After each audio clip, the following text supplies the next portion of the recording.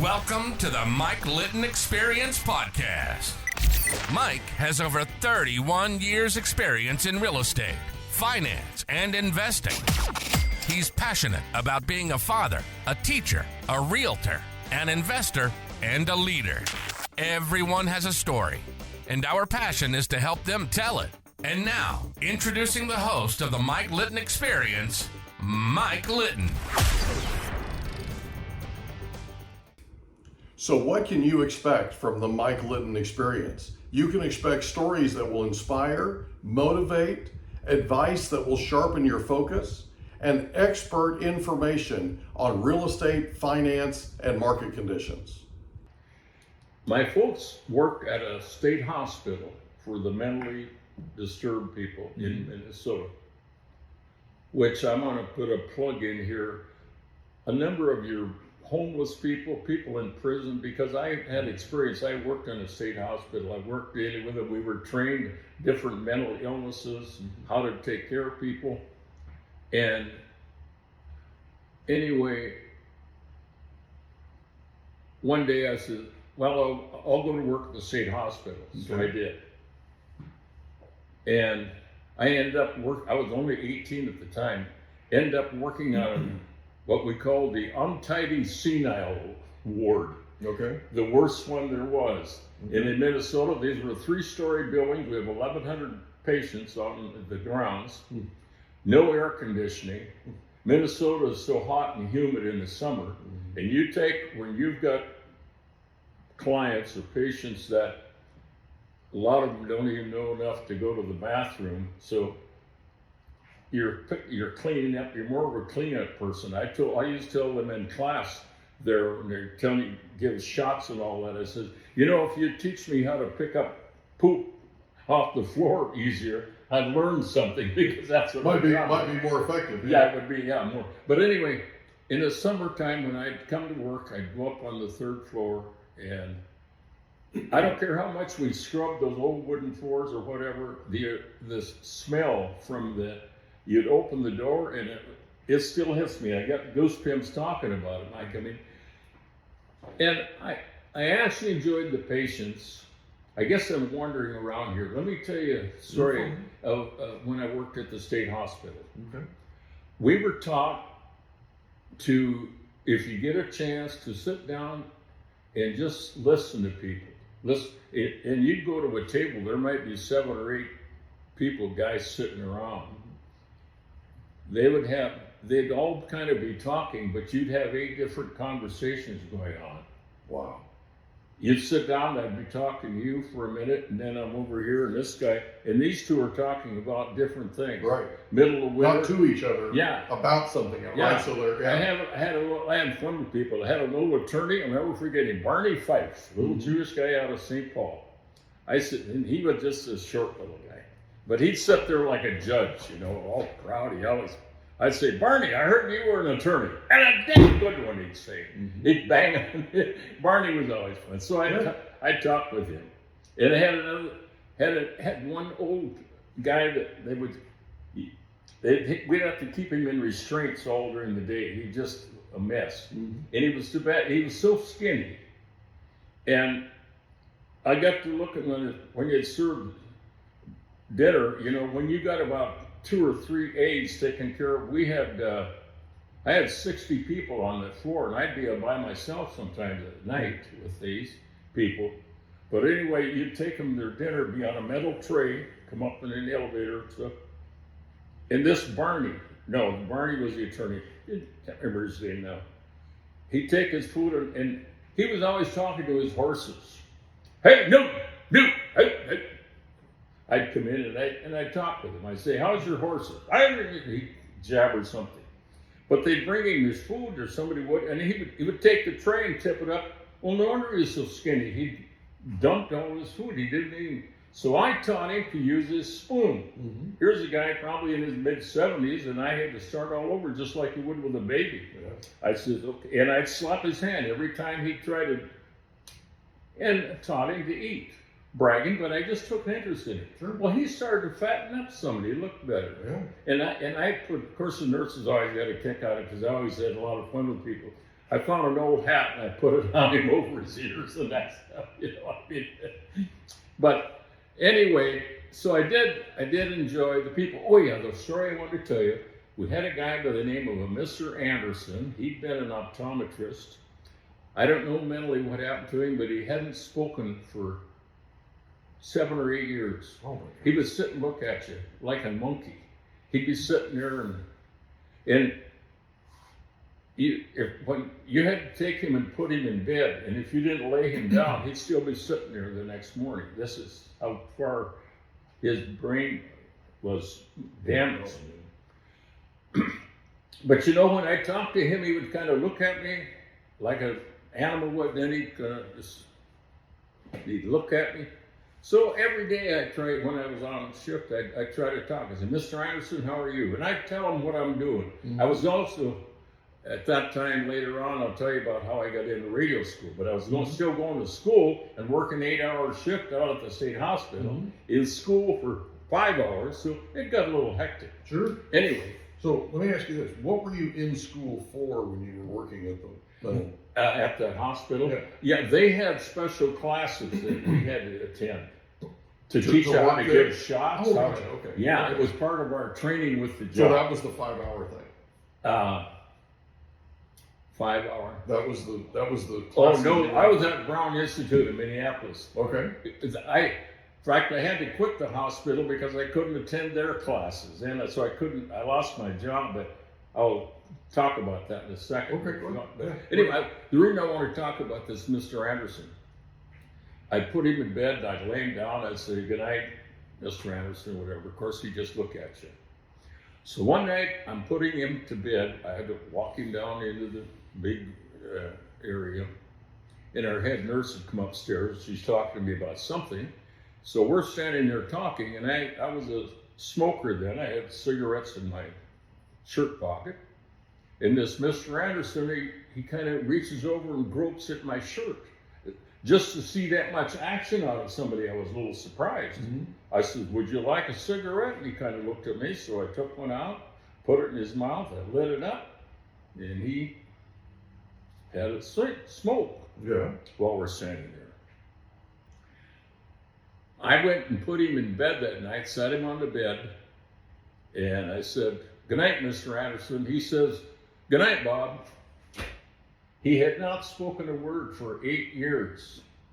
We had reports you had to do on your patients. I put that in the report. The doctors even called me in and says, what have you been doing with this guy?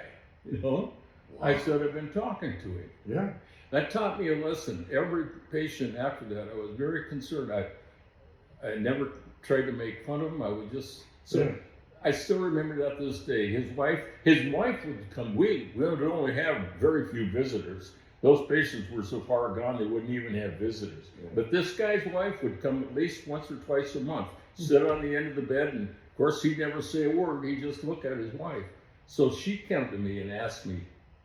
I left the hospital then a few months after that. So whether he ever spoke again, I don't know. But I just had to tell that story. It's amazing how when you show interest in people, yes, no matter where they are, exactly, right? I mean, they could be completely here mentally, exactly, or they could also be in a whole different world of their own. Yes, but you show interest in them, and it lights something in them. It's I don't know how else to explain it. It's just you just like I had a friend of mine who had a 1-year-old little boy.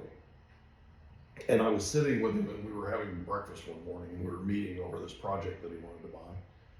And he just kind of checked out. Like all of a sudden, mid-sentence, he's not listening to me, right? And so I stopped and I said, hey, what's distracting you? What's going on? He goes, well, you remember our son? I said, yeah. He goes, he hasn't spoken a word in 2 months. And he said, Mike, we're really worried. And I said, okay, so he said, we're thinking about having him tested for autism. And I said, okay, let me ask you a question. Because this is the same kid, by the way, Bob, that 3 months before, when I would call this client of mine who's also a buddy, I would call him and we'd talk over his speakerphone in his truck. And that kid in the back seat would talk more baby talk than you could possibly imagine. He wanted in on the conversation.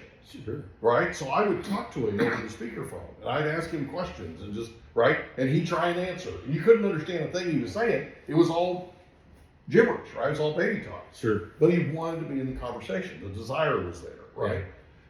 So I told him, I said, listen, when you go home, what do you do? He said, well, I hug him and kiss him and tell him I love him and talk to him. And I said, okay, well, stop doing that. And he goes, which part? And I said, no, tell him you hug him, hug him and tell him you love him, give him a kiss. But stop talking to him. And he goes, what? And I said, just start asking him questions. Trust me, just start asking him questions. Because we're literally programmed to answer questions out of the womb. Sure. Okay? And I said, ask him questions. He can't answer, but just ask him. How was your day? Did you take good care of mama? Did you go see the birds? Just ask. And I said, what does he do when he wants something? He said, he points and he grunts.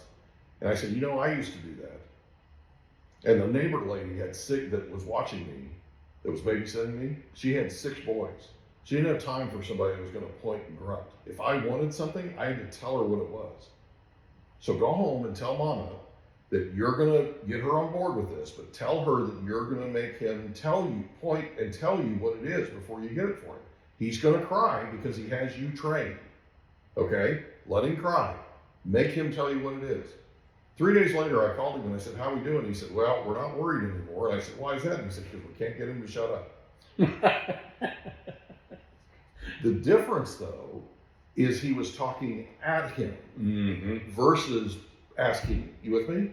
You can talk at somebody and it shows a minor amount of interest. But if you sit with somebody like you did and ask him questions, right? That was the key. Yeah. You'd ask him, and I guarantee you, he'd focus on you. He'd look at you. Yeah. Right? They, even when they're not speaking, they want to. You can tell they're dying to say something. You just got to give them permission. Yeah. That's one of the reasons why we're doing this podcast, because everybody is dying to tell you their story. Yes. We just need to pull it out of them, right? So That's our right. passion is to help them tell it. Yes. Does that make sense? Yeah, that's right. So what you did was magical. Well, yeah, I was blessed with that. I had very good parents. My mother had such a heart for everybody. If we ever said something derogatory about someone, she'd say, now you just don't know what they've gone through, so you don't judge, you know. So, yes, mother. Well, you haven't walked a mile in their shoes, right? You Yeah, remember that that's saying. right. So, Yeah. So I had a good mother doing that. Okay, so I'm working at the So hospital. what did you study at Brown? Pardon? At the Brown Institute, what did you study? Study and broadcasting. How did you get into and engineering. I also had my first class FCC ticket. There you go. So it took me a couple of years in radio school. So how did you end up in radio school? Okay, that's my next story. Don't get ahead of me. This guy's running the show. Must be it. My brother had gone on through colleges and all this. I say that because I didn't show much interest. I've done work one day and I'm riding with the folks back home. I says, Mother, I'm going to go to school. You are? What are you going to do? You know, I says, I'm not sure, but I'm going to get a hold of the rehab people again and see if they can help me. So again, they tested me, the same thing. So just out of the blue, I asked this guy, I says, is there any way the guys learn how to be a broadcaster? A lot of people who get into the broadcast business either been around radio stations or knew somebody, or I'd never been in a studio. I had no idea. I loved listening to radio. Of course, grew up with a big WCCO, Minneapolis, 50,000 watt clear channel, plus other stations, but that was one of my favorites. The guy says, yeah, there's a school. In fact, one of the best in the country is right here in Minneapolis. There you go. And he was right. Not just because I went there, but Brown Institute of Broadcasting. And they, so says, I'll make an appointment. You can go talk with him. Normally, you'd send a tape into the school Right. before you could even get in. Right, Because, like an audition kind of yeah, thing. they had morning classes, afternoon, and evenings, but they only put 12 in a class, so it was pretty competitive. Yeah. So you had to have some kind of things that if you did something on a tape and they kind of figured they probably couldn't help because you've got a problem with speech, you couldn't get in there. So anyway, yeah, so made the appointment, went over to Brown Institute. They just asked me a lot of questions. I figured out later they're just asking to see, how my voice would be and everything. They said, yeah, you're in. So that was a 33-week course in broadcasting. But I also at that time, and I don't want to get too complicated, but radio stations that are directional stations have to change their signal at night when the sun goes down. You need, at that time, you had to have somebody with a first-class FCC license to work. We were called combo men. We were combination engineer, although that's a fancy word. I don't want to touch anything, but legally, my brain, I knew certain things. Yeah. So I had to take a 42-week course in electronics. Well, that's tough because even at the school, they'd mentioned it's tough if you're a creative person like on air and love people, then to go over here and study a circuit schematic. Right. They just don't mix real well. Yeah, no kidding. But I staggered through it. So, but they wanted you to take about half of your announcing classes, then stop and go do all your engineering class, then come back and finish up so they can tune you up better again for To be on air. Yeah, to go on air. And we had very good instructors. We had an old instructor that had been way back years ago, many years before you and me. They had blue and red networks, they were called. Later on, they became like CBS and NBC. But this guy's name was Ben Hardman. He was an old network newsman. But Ben was he was the final instructor. We had 3 different grades. You started in Studio D. As you got good enough, they moved you up to Studio B, then to Studio A. We would have, I still remember a lot of things on enunciation, your ing problems. We had stuff we had to read and practice ing, the cascading, falling, running instead of running. And if you'd err on one of these words, you had to do a 50-page report with using that same word 25 times. One of the words that I missed twice, and we had what they call a word list word, was me and my great memory. Did it end with ing? Now it's, I guess edit that out. That's all right. There's a lot of ing words. Well, yeah, it wasn't an ing word. It was, actually. Actually, okay. Yes, because we would read news, rip it off the wire, read news, we'd play records and so forth. But I happened to hit the word actually, and I slurred a little, actually. Well, I had to do it. On Fridays, we had our post-mortem classes, it's called. They'd tear you up for what you did during the week. Wow. They kept it fun, but they kept it very educational. We would learn to, use temperature, not temperature, Right. the temperature outside, that type of thing. And projecting and working with how you're forming words. I had one little problem with a Midwest thing. You'll find Midwest, you'll find people that a cup of coffee. You see how you're forming it up here? Coffee. Learn to put that back further in your voice, coffee. You see the difference? Actually, I used to tell people, that the only big difference between someone that has been trained with proper pronunciation and this type of thing is you'll listen to somebody on the radio and you enjoy it, and you don't realize why. It's because, instead of because, it's because, those type of things, and it just flows better. The A's, the consonants before the, with the consonant, the for the vowels, the apple. If you got the apple, you putting the and apple together. That's very important in broadcasting. Mm-hmm. I can listen, I'll watch somebody in, like we're in Yuma, Arizona, and Yuma's a pretty good sized market, but they have a lot of startup people in their TV and radio. And I'd love to go down and just help them. I'm being critical, but I can tell right away if they've been to school, if they got the these and thous or not, or their ing problem. You can tell very quickly. And it's hard for me to watch because I can imagine. Because I became program director years later. And I literally never went to school. I never went to broadcasting school. Yes. I didn't get a degree or that kind of thing. No. I got into radio because I was frustrated. Yes. Literally. I got into radio because I was frustrated by the fact that a bunch of people were losing their homes to foreclosure in 2011, and they were being lied to. So I ended up going to the local radio station here in San Diego, 760 KFMB. Yes. And I sat with the station manager and I said, "This is what I want to do. I want to do this because I'm passionate about this." And he's like, "Can you start today?" I said, "No, I need a couple of weeks." But I ended up getting on the radio, and I had a public speaking background, so I had that as far as training, right? Yes. But I got on the radio, and we literally went from the least listened to hour they had the entire weekend lineup to #1 in all of AM radio in that time slot in 8 weeks. In 8 weeks, according to Arbitron, we went from 8,000 listeners for that hour to 16,000 listeners. Wow.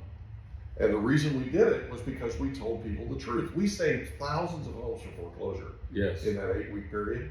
But we told people the truth. We told them what was really going on with their home loans and what was really happening with their servicers and what an investor was and how this whole thing worked. Because nobody was telling them the truth, right? And it was an amazing time, absolutely amazing time. We had a card rate that was discounted dramatically because it was the least listened to hour they had by far in the entire weekend lineup. We worked ourselves out of a job. We literally went from a massively discounted card rate to the highest card rate they had in the entire weekend lineup. Yes. Because now we were attracting more listeners, right? So they could charge more. They charged us more, right? Yes. So I go back to my sponsors and I'm like, "Do you want to pay twice as much for the same thing?" No. Well, but it was part of what we had to do. We ended up moving to a different station, but it was an amazing, amazing experience. And it was something that I thoroughly enjoyed. And I enjoyed it because we made a difference. Yes. We really did have a bully pulpit that we could use to help people. And it was a very, very cool thing. It was a really cool time in my life. So not all of us have the Brown Institute, right? No. We don't have that kind of training. No, but and I've listened to you and just talking with you, you have some very good habits. I mean, who am I, the professor of speech? Well, your opinion means more to me than most people. So you go to Brown. I go to Brown. You finish Brown. While I'm still at Brown, there was a gentleman, I can't remember his name, doesn't matter, out of Minneapolis, who was a chief engineer. In fact, he was one of the... We hope you enjoyed another episode of the Mike Litton Experience. If you did, do us a favor, smash that subscribe button, tell your friends, family, and coworkers about our program, and wherever you get your podcasts, please leave us a rating. It helps us to connect with quality people just like you. And that's a wrap. Another episode of the Mike Litton Experience in the books. Reach out to Mike on Instagram at Litton Realty. Want to meet with Mike? Check out calendly.com/Rio760.